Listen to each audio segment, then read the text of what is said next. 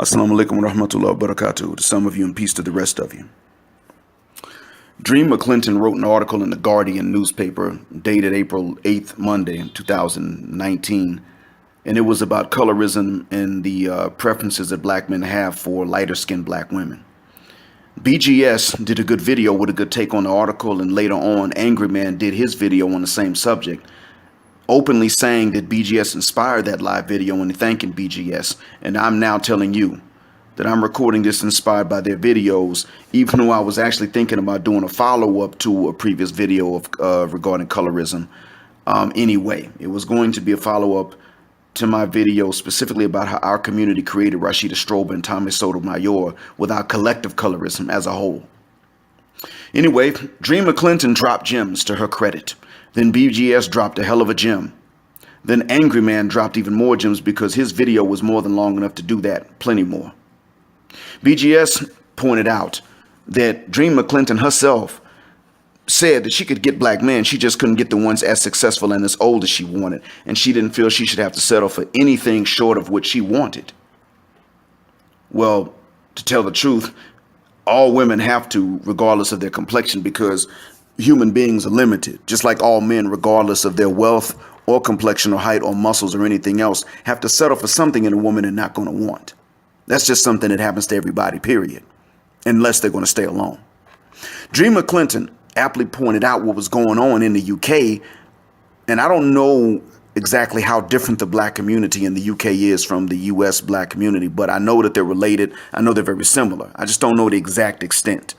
Maybe in this regard, they're more similar than what we might imagine. In any case, Dream McClinton is quoting studies to back up her claim, so she probably isn't making up what she said, but she's overlooking some things on the ground, though. You see, she and Rashida Strober would have faced colorism in their childhoods, doubtlessly. I mean, it was rampant in the communities in the 80s and 90s, so it's safe to assume it was rampant before that. I've heard stories going back generations. Dream McClinton mentioned how there was this brown paper bag test that black elite organizations in the U.S. would administer before admitting members. And maybe they did, but the part about historically black colleges and universities using this, that's a rumor. It wasn't in their best interest because you have to understand, not every well-to-do black person back then was light-skinned. And, you know, private universities got to make money. So it really was not in any institution's financial interest to administer a brown paper bag test to admit a student. Some other social clubs might have done that. But anyway, the fact is that colorism was worse among children naturally in the 80s and 90s. And we know this because we've all heard colorist comments and stereotypes through the TV, but we forget. You will remember when I mention this right now, but we oftentimes forget that we heard the most explicit and open ones from relatives when they would visit. And the adults would talk in their room and we could hear them as we were playing in the next room or something. And we would just hear it because black adults would just say the meanest and most ignorant things to each other during family get-togethers and visits, careless about what they passed on our generation, assuming we didn't hear. And frankly, you know, black men have never been allowed to get away with saying as much colorist stuff as black women can get away with anyway, at least not in the U.S. You see, if a black man, an adult, not so much a kid would get punished, but if a black man as an adult were to say to a child, get your little black self on that couch and be quiet, he'd be ostracized. He'd lose respect from everybody. Black women would say it, nobody would say anything. A kid, boy or girl, might say something and just get a little spanking and a correction because they're kids, but a grown man could not say these things. I remember when I said I would prefer a light-skinned girl, and I was between 4th and 5th grade. I remember that summer, and I actually said it for non-offensive reasons. I mean, the most important reason for which I said it was that, frankly, I knew I was light-skinned, and I knew that this bothered some of the girls of our own race. I was beginning to hear this stuff, so I felt like I was less offensive to a lighter-skinned girl at that age. To me, cute was cute, but it's like, well, if they're lighter skinned, then maybe they won't hate me as much, and they won't be offended if I try to talk to them anyway.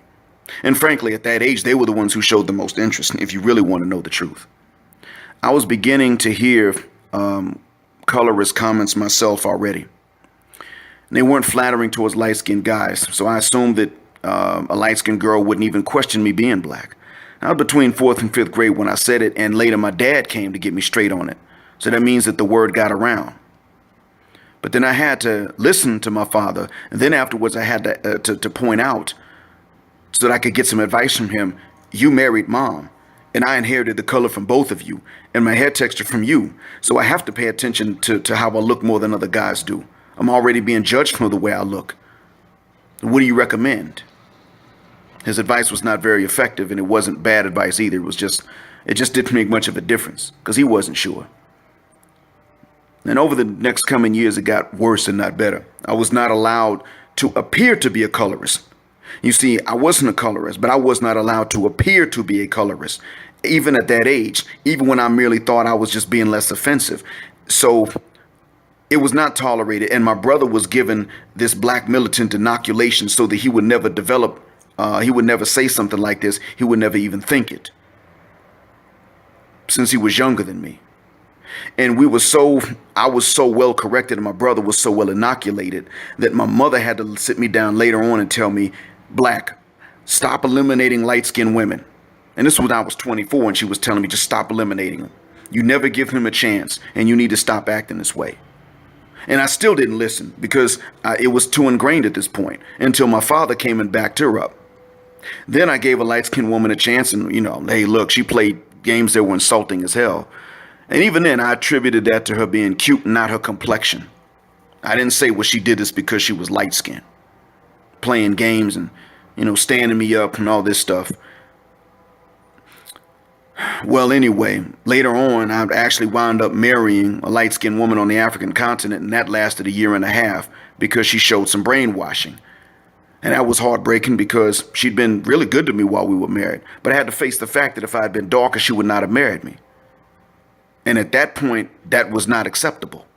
So I let her have it because, frankly, as a Muslim, she's not allowed to respect the oppressor more than she respects the oppressed. That's already outlawed. So I had to give it to her. Like, how dare you look up to them and look down on us? And you black yourself and you Muslim. The hell's wrong with your faith? 10 days later, she requested her divorce and I agreed to it. So what I'm saying is that at no point was I allowed to be a colorist. And by the time I was in high school, it wasn't even tolerated by other guys. When I got to college in 1995, it was severely disapproved of. A man could date a light-skinned woman, but the minute a man voiced a preference for light-skinned women, he was ostracized as a sellout and a coon, and I would have joined everybody else in ostracizing someone like that. So what I'm saying is that the colorism by that point was out the window. It was not tolerated among men anymore. Maybe among little kids, maybe at that point it still was, but I wasn't a kid by then. What I knew was that grown men were not allowed that anymore. And they would be questioned about that. So what I'm saying now is two things. One is that colorism did exist with respect to black women being selected by black men. So Rashida Strober and Dream McClinton, I'm sure they did face it in their childhoods. One of the women from Fly Nubian Queen said the same thing. She faced it in 5th grade from a boy darker than her. But usually these experiences go back to that time frame. You'll notice that people don't come out and say these things to them after that time frame, after 1995. It was rampant in the early 80s and 90s. Then it wasn't tolerated anymore. I mean, a strictly individual preference might be tolerated if somebody could make it clear that there was no bias towards anyone else. But for the most part, think about it. After 1996, 97, hell, 94, could you sit up and say this as a man? I only like light-skinned chicks and get away with it? No. And I'm going to get somewhere with this. Now, my one childhood friend who said that he would only date light-skinned women still dated a chocolate sister in the neighborhood through most of middle school and high school. I mean, that's who wanted him. And our other childhood friend said he would only date dark-skinned women, or that's all he liked. But you know what? Light-skinned women gave him more play for the most part. And that's what wound up happening. So what I'm saying in this case is that men actually didn't get to choose their preferences anyway. And when you're a teenager in a humid climate, you feel, to find a woman who's the same complexion all over anyway becomes an added bonus because you're a teenager and you're going to have terrible acne, especially in a humid climate. So, to find a woman that was the same complexion all over it was extra great. You lucked up. Yeah, man, she fine, bro. She cute. That's what it was like. So,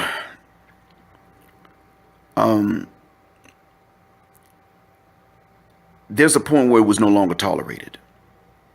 The community's wrong when we tell women like Rashida Strober that they didn't face what they faced.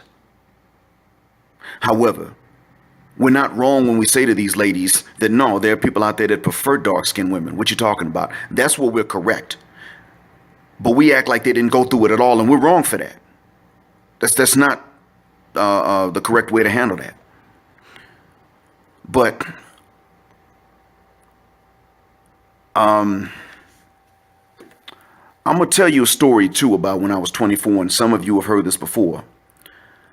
Two lady friends and colleagues told me outright that I was not going to be treated the same way as other black men by even the same individual black women because of my appearance. I was too pale and my hair was too straight. They outright told me a black woman who has never stood a man up was probably going to stand you up if y'all agree to go out. Yes, a black woman that has something going for herself and likes you and has a crush on you is likely to stand you up because she's not going to want to be seen out in public looking like half of a mixed couple. This was outright told to me. And when this was told to me, I was not allowed to have an issue with it. As a man, it would have been considered unmanly if I had taken issue with that. And I didn't take an issue with it. Once I knew what it was, I actually applauded black women for fighting white supremacy with their romantic attentions and their wounds. I was like, great, okay, they're fighting white supremacy. I likes that. Black women are real loyal. Even if I don't benefit from it, I gotta respect that. The only thing left for me to be upset about was that none of them outright came out and said when I was younger, you just don't look the part and I can't be seen out in public with you. All these years of not knowing what it was had left me confused, and we're talking about even when I knew some had a crush on me. The only thing I was kind of allowed to have an issue with was that confusion. And what I'm saying is that this colorism that black women are talking about, especially chocolate sisters, did exist. It's pretty much out the window now. I won't say it's gone, but let's say that it's in a retreat and it's no longer approved of. Let's put it like that. But we're not allowed as black men to say that we're going through a backlash ever since 1989 or 1990. For about 29 to 30 years, we've been dealing with a backlash. We're expected to say nothing about it and just keep mum. Even though that backlash is not in a retreat, it is completely approved of. It's even encouraged in many cases, to the point that when there are black women who like an exotic looking light-skinned brother, they feel like they can't be seen out in public with him. We're not allowed to say this openly. We were depicted as weak and easy to beat, and this led to brothers having more fights than other black men, light-skinned brothers, and usually with only other black men, rarely with other races. But the fact is, no one would even let a light-skinned brother say that this was happening unless maybe it's a comic joke on stage.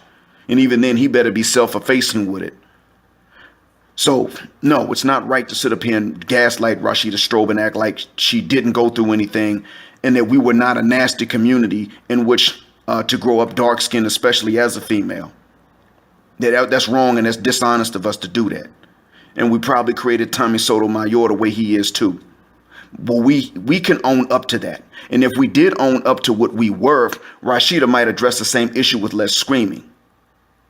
Because we love to berate her for her screaming. Well, it's your attitude. Well, you real hostile. She has a right to be hostile after what she went through. The reason she has the right to be hostile now is because we're sitting up and saying that she didn't go through anything. I believe that that's why the hostility continues. She may have screamed for about 3 months and got it out of her system in the beginning if we had merely said we were this way, but it's out the window. It sucks, we were wrong, we were stupid, and we don't want to be this way anymore. And your experiences were valid. If we had said that, she probably would have gone past the rage stage. We didn't let her. Now, we're backlashing against exotic-looking light-skinned brothers. And when I say exotic-looking, I mean not just light-skinned, but let's say light-skinned and with looser hair. Especially if a brother can say that he's something else and not be argued with. So forget about me. Because see, this is not about me. I'm only saying that I witnessed some things and lived through some things to prove that what I'm saying is true. But see, this is not about me and my right to complain. I'm too old and it's too late. And I can't undo the effects of confusion. And it will be pointless for me to just vent and complain. But what I want you to do as an audience, as black folks, as a community, is to give the right to other brothers, younger brothers, to tell the community what discriminations they face from the rest of us, darker and paler brothers. At this point, though, it's going to be the darker brothers, maybe above age 44, 45, older than that, and 43 and younger. It's probably going to be the paler brothers. And even them darker brothers, a lot of them did wind up getting married if that's what they were looking for in life. So now we're dealing with the younger, lighter skinned brothers, many of whom they could write off marriage because they could even write off dating. That's what I want. I want us to be willing to hear them out. Forget about me. What I went through may be nothing compared to somebody else. You see, there's one thing that does make the colorism against these brothers worse than the colorism that was practiced against dark-skinned women. And both of them were bad and undeserved, and a sign of a mental illness. The one thing that makes this backlash worse is that when a man prefers a dark-skinned woman, he will not be ashamed about it by others except maybe an older female relative, and probably not even then. But if a woman likes an exotic-looking light-skinned brother, Hawaiian-looking brother, or Latin American mestizo-looking brother, I should say, something like that, she knows that even if an older colorist relative like her grandmama or aunt would approve the match, her friends and strangers won't approve, and she'll be too embarrassed to be seen out in public with him if they might look like a mixed couple. Now, you don't have to agree with me about this, ladies. If you live in California, maybe it's different. I've heard that it's the case. But ladies and gentlemen, I know that it is the case throughout the nation. What I'm saying is the case throughout the nation, or in most of the country, because frankly, it was some women who showed themselves to be trustworthy and honest that told me about this, and they didn't know each other. I'm not going to get even into the third one, but when you got 3 confirmations from women who don't know each other telling you that this is what's going on, you can't ignore that kind of evidence. And this was back in 2001 that they told me. I've been asking brothers since then, and they, from what they've been telling me, nothing's changed. So I've got no reason to believe that it's really been that different. Anyway, what I'm going to say is that don't tell Rashida she never faced colorism, and don't tell her to be nice about it. But by the same token, don't sit here and lie and say that light-skinned brothers ain't going through a backlash, and don't tell them not to say it either. You can say that it's not like that in your area, your state, maybe. But you cannot say that in the U.S. as a whole, that this is not happening. And I'm going to explain, I want you actually to let them explain to you how their every move can be interpreted in light of stereotypes about light-skinned black men being weak. Let them explain to you how when they aren't afraid of commitment, when they're not afraid of commitment, they're seen as needy and desperate. And when they're leery of commitment, they're seen as stuck up and conceited and wanting to be players. Let them tell you how there's no suitable middle ground if they look too unrecognizable as a black man. Let them tell you how they oftentimes still won't date outside of the race despite what they're going through. Let a light-skinned brother 44 older tell you what it's like for them, then ask a younger light-skinned brother, especially an exotic-looking one with loose hair, what it's like for them and how black women misread them so often, and see what they tell you. Forget about me. See what they say, and ask plenty of them. And let them ask their friends too. Because if it's okay for darker sisters to tell us what they went through decades ago, because they shouldn't have gone through it at all, even though it's in retreat now, then it's okay for these brothers to tell you what they are experiencing right now from the same women to whom they are loyal. And lastly, sisters, when some of these guys come and tell you what they've been through, you may feel tempted to say it wasn't about their looks, it was just about their inabilities, and you may want to say that. And if it is not true where you grew up, if your region was different and you say that, that's okay, that's fair. But if you give in to the temptation to dismiss every single one of these guys every single time, understand that in reality, you've already confessed collectively. I mean, black women collectively have confessed to this. Just as sisters have pointed out that many black men will associate femininity with light skin in women, sisters have also pointed out openly that they associate darker skinned men with strength and masculinity. And that's not wrong in and of itself. But this confession means that you cannot sit here and say that no exotic looking light skinned brother that not one of them is going to face a harder time with black women because of his appearance. No, everybody knows the one thing women don't want in men is femininity. This is known, cross cultures. And if a skin tone is associated with femininity in a culture, the men of that skin tone are going to be treated like they're less than equal to the other guys. Besides, this phenomenon in our community is already known among black men anyway. It's just like I said, we're not allowed to address it openly, let alone complain. In the same vein, sisters, realize that if you raise the defense that there are women who do like light-skinned brothers, but it's just that they're not the ones that the men want, then realize that BGS rightly pointed out the flip side of that in Dream McClinton's article in The Guardian, that she herself said she could get black men, just not the ones as old and as successful as she wanted. She wasn't willing to settle for younger and less successful than herself. And if she should not have to settle, even though men are outnumbered by women, then you can't tell exotic looking light skinned brothers that they have to settle when men are so outnumbered simply because of their phenotype being less popular. Now, I'm not going to go any further into how screwed up the mate selection criteria is in the black community. I'll leave that for another video. But I'm going to sign off by saying this. Black folks, both genders, we got a lot of work to do. And I hope that this helps us to do the work. Assalamu alaikum.